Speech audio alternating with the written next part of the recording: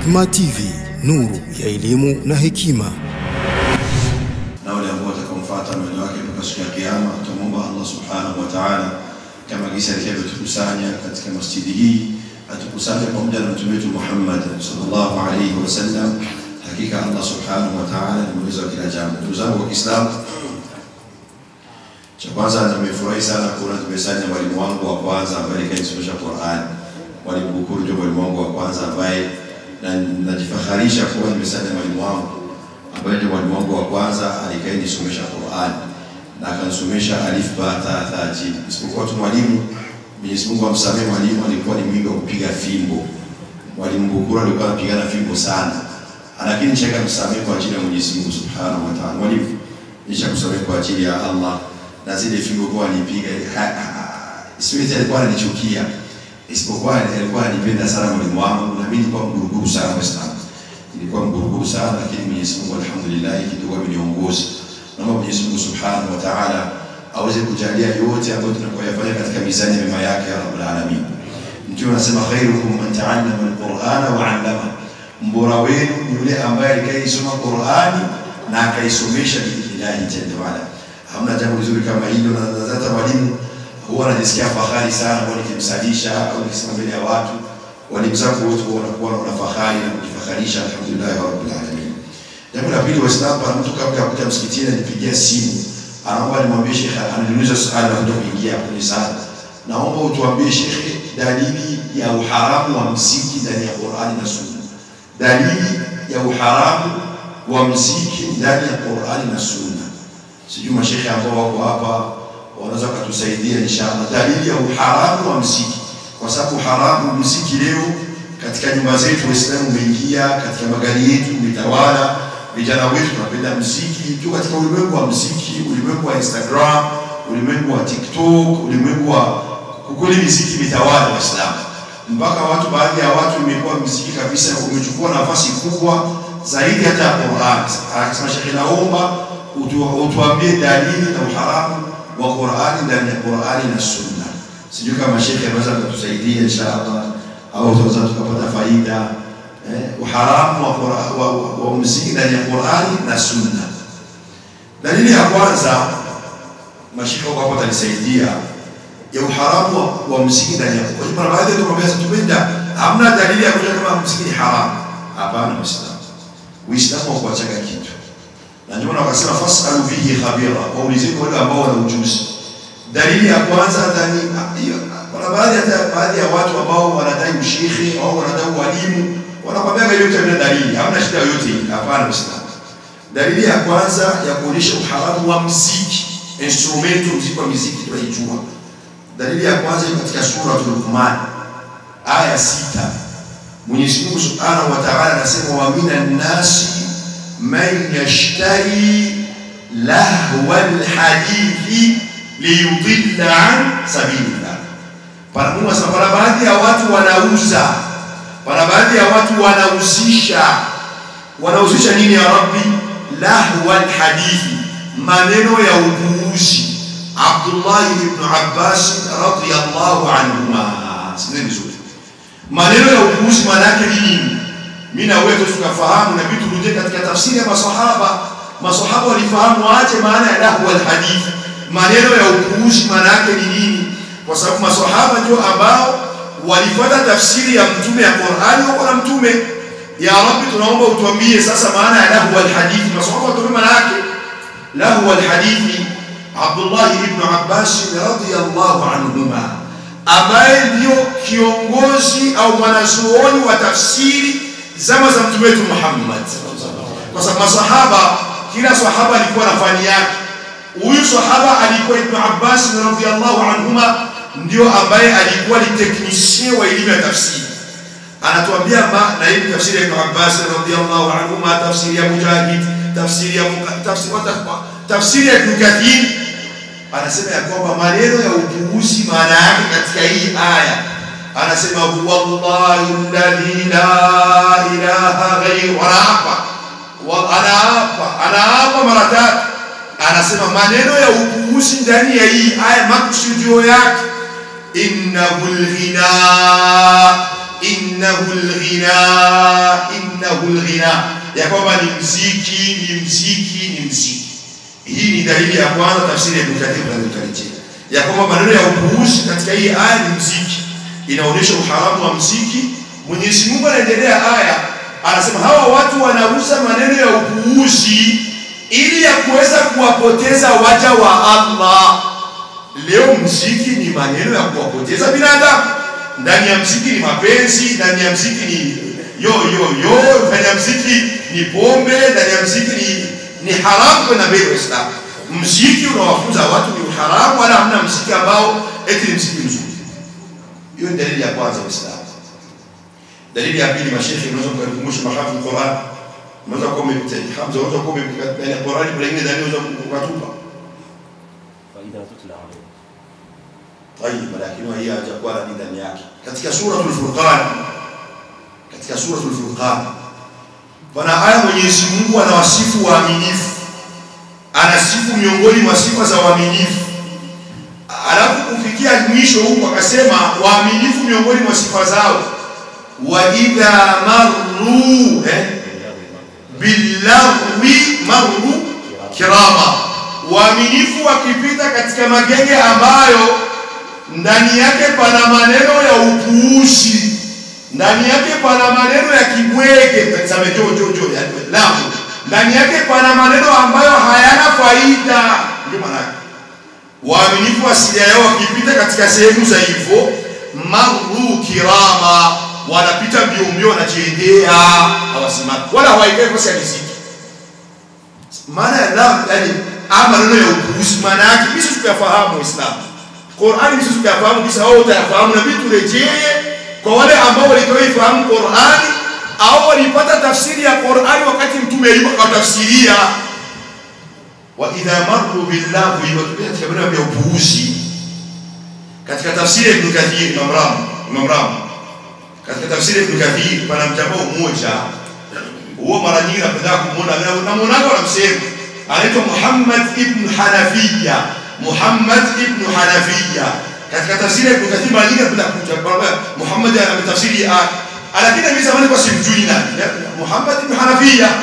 Alasikini siku moja nikarejea katika kitabu kinaitwa Al-Bidayah wa Nihaya cha Ibn Kathir, kitabu cha tarehe, nikamchakachua nikaja kukutana huyu Muhammad ibn Hanafiya ni mtoto miongoni mwa watoto wa Ali radhiyallahu anhu, lakini sio watoto wa Fatima radhiyallahu anha, sio miongoni mwa watoto wa Fatima. Huyu Muhammad ibn Hanafiya anatafsiri maana ya maneno ya upuuzi. Anasema ya kwamba maneno ya upuuzi katika hii aya tafsiri yake ni miziki. Hiyo dalili yake. Dalili nyingi Waislamu, ni nyingi. Hizi ziko nyingi. Tuende katika hadithi ya Mtume Muhammad sallallahu alaihi wasallam. Pana hadithi ambayo rawahu al-Bukhari fi adab al-mufrad. Pana kitabu cha Imam Bukhari ni adab al-mufrad. Hapana Bukhari wa Muslim kingine adab al-mufrad. Mtume Muhammad sallallahu anasema alayhi salatu wassalam, miongoni mwa alama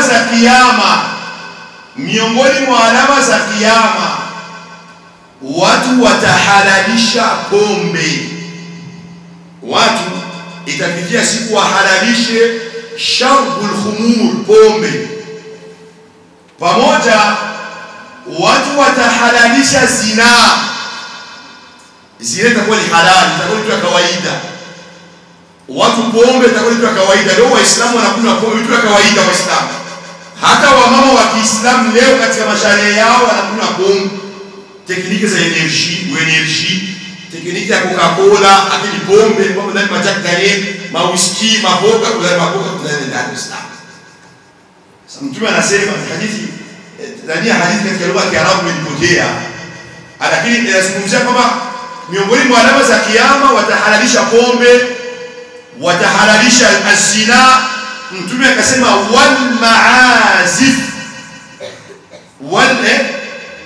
wal maazif, na watahalalisha muziki. Miongoni mwa alama za nini za kiyama, na watahalalisha libsul harir, ni nguo fulani za kifahari za dhahabu itakuwa leo wafalme wanasifa nguo za dhahabu, nguo za kifahari sana. Hadha in dalla fa inma yadullu ala anna al-ghinaa haram fi kitabillah wa fi sunnati rasulillah. Hii hadithi inaonyesha kwamba uharamu wa muziki ndani ya Uislamu. Na malizia na maneno ya Ibn Qayyim rahimahullah. Ibn Qayyim rahimahullah anasema qaddasa Allahu ruhahu, innal qur'ana wal musiqa la yajtami'an ala qalbin wahid. Sah? Hakika Qur'an, Ibn Qayyim ni mwanafunzi Ibn Taymiyyah rahimahullah, qaddasa Allahu ruhahu, kalamuhu yushbihu kalamu al-anbiya wal mursalin. Maneno ya Ibn Qayyim huwa yanafanana na maneno ya mitume. Anasema ya kwamba Qur'ani pamoja na muziki haviambatanani katika roho moja. Haiwezekani. Unapendeka muziki sana, unalala na muziki, unaamka na muziki, unakunywa muziki, alafu roho yako wewe iambatane na Qur'ani. Haiwezekani. Na malizia Uislamu, kisa miongoni mwa visa ambavyo vimetokea katika vitabu, wanazungumza ya kwamba zama za imamu mmoja wanazuoni, ili yakuonesha kwamba innamal a'malu bil khawatim. Mtume wetu Muhammad sallallahu alaihi wasallam, innamal a'malu bil khawatim, hakika mwenye matendo ambayo Mwenyezi Mungu anahesabia ni yale matendo ya mwisho, yale ya mwisho ndio anahesabia. Ukiwa mpenda muziki, ukapenda muziki sana, ukapenda fani, kwa mtu wa fani muziki, basi ujue mwisho wa maisha yako ile saa kusema qul la ilaha illa Allah, sema la ilaha illa Allah, utaimba muziki wa Mbosso na utaimba muziki la ilaha illa Allah, utasema haya. Waliyazungumza mwanazuoni mmoja, anasema zama zake alikwenda, alipita, akamwona jamaa mmoja mauti unamjia, akamwambia qul la ilaha illa Allah fi akhir anfasihi, qul la ilaha illa Allah. Yule jamaa akaanza kusema ana tantana tantana tantana, yani hiyo ilikuwa ni muziki miongoni mwa muziki ya zama zao. Qul la ilaha illa Allah, fabada yughanni dhaka ar-rajul famata ala dhalik, lianna idha asha man asha ala shay'in mata alayhi wa man mata ala shay'in bu'itha ilayhi. Atakwenda kusema la ilaha illa Allah, ule jamaa akaanza kusema, akaanza kuimba muziki, sema la ilaha, akaanza kuimba muziki, sema la, akafa katika ile hali. Wanasema hivi, atakayeishi katika staili fulani ya maisha atakuwa katika hiyo hali. Ndio ukiishi mstaili ya akhera, staili ya kuipenda akhera, staili ya kufanya kheri insha Allah, hata kama una mapungufu yangine, Mwenyezi Mungu anakujalia mwisho mwema. Na ukiishi mstaili ya hip hop ya Snoop Dogg na 50 Cent, utakufa katika hiyo hali, na siku ya kiyama al-mar'u utafufuliwa na yule ambaye unayempenda. Utafufuliwa na yule ambaye unayempenda. Ndio maana tujitahidi biidhnillah jalla wa ala. Sheikh Muhammad Arifi, Mwenyezi Mungu amefungwa. Sheikh wetu mmoja Msuudi amefungwa, maarufu sana, Muhammad Arifi maarufu, ni sheikh wangu. Najifakharisha amenifunza Sheikh Muhammad Arifi aqida, na amenifunza fani ya ilqa, fanul ilqa, fani ya kuzungumza na kutoa hotuba. Ni technician mkubwa sana, amenifunza hiyo fani ya kuzungumza mbele ya watu na kutoa hotuba. Siku moja ameenda Canada, akamtembelea kijana mmoja kwa mganga, akamwambia, Sheikh anatuambia qul la ilaha illa Allah ya ibn al-halal, qul la ilaha illa Allah. Ule kijana kaanza my girlfriend. Jamaa sema la ilaha, my girlfriend. Bimaana my girlfriend ndio neno lake la mwisho ambalo ndio yale ambayo yamejaa ndani ya roho yake, alikuwa ni mchumba wao, sheri wake. Akafa anasema my girlfriend mpaka akafa. Waliyadhu billah. Mwenyezi Mungu atuepushe na vifo ya rabbul alamin. Atupe vifo ambavyo vitakuwa mwisho la ilaha illa Allah, na atuepushe na haramu ya rabbul alamin. Atujalie kwa miongoni wale ambao wanasikia imani kuyafuata ya arhamar rahimin. Tusikie Qur'ani sana Waislamu, tusikie muziki ni haram na wala haijuzu, wala masuala ya kuambia kwamba mtu hapana Waislamu. Na dalili nyingi sio zikisema zote. Hii hapa nimependa ni madogo ambayo nimependa tukumshani ili usisahau ndugu yetu, na hasa kwa vijana wengi كثير من الشباب الآن يحبون الغنى. Vijana wengi wanapenda muziki wa Islam. Hawana kusoma ajabu. Muziki hamna mtu wote asopenda. Kila na shehe ukisema muziki wakati unakwenda. Hata sisi mashehe ambao tulipita katika ujahiliya tunajua. Nahnu mararna ala al-jahiliya. Tulipita kwenye ujahiliya shehe. Tumekwenda disi Mungu atusamee, tumekwenda tumepita Waislamu. Hadi wanawaambieni siwaambie niko najifakharisha wala najifanya niko malaika. Nimekwenda disco sana. Muziki nimeupenda sana. Hibu al-ghina wal-musiqa wa dakhalna ila al-malaji wal-muzahabarat. Mwenyezi Mungu atusamee ya rabbal alamin.